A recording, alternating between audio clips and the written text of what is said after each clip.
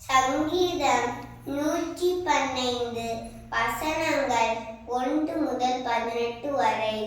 எங்களுக்கு அல்ல கர்த்தாவே, எங்களுக்கு அல்ல, உமது கிருபையின் நிமித்தமும் உமது சத்தியத்தின் நிமித்தமும் உம்முடைய நாமத்திற்கே மகிமை வர பண்ணும்.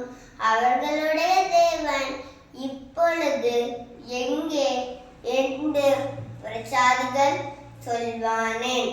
நம்முடைய தேவன் பரலோகத்தில் இருக்கிறார், தமக்கு சித்தமான யாவையும் செய்கிறார். அவர்களுடைய விக்கிரகங்கள் வெள்ளியும் பொன்னும் மனுஷருடைய கைவேலுமாயிருக்கிறது.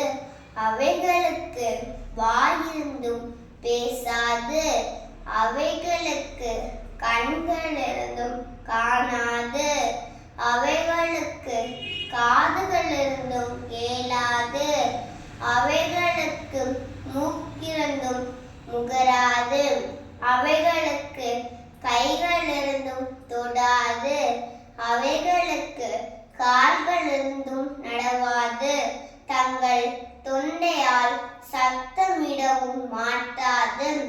அவைகளை பன்னிரவர்களும் அவைகளை நம்பினவர்கள் யாவரும் அவைகளைப் போலவே இருக்கிறார்கள்.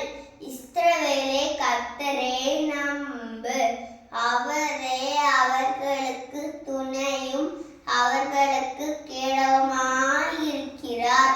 ஆரோன் குடும்பத்தாரே, கர்த்தரை நம்புங்கள், அவரே அவர்களுக்கு துணையும் அவர்களுக்கு கேடகமாயிருக்கிறார். கர்த்தருக்கு பயப்படுகிறவர்களே, கர்த்தரை நம்புங்கள், அவரே அவர்களுக்கு துணையும் அவர்களுக்கு கேடகமாயிருக்கிறார். கர்த்தர் நம்மை நினைத்திருக்கிறார், அவர் ஆசீர்வதிப்பார். இஸ்ரவேல் குடும்பத்தாரை ஆசீர்வதிப்பார், அவர் ஆரோன் குடும்பத்தாரை ஆசீர்வதிப்பார். கர்த்தருக்கு பயப்படுகிற பெரியோரையும் சிறியோரும் ஆசீர்வதிப்பார்.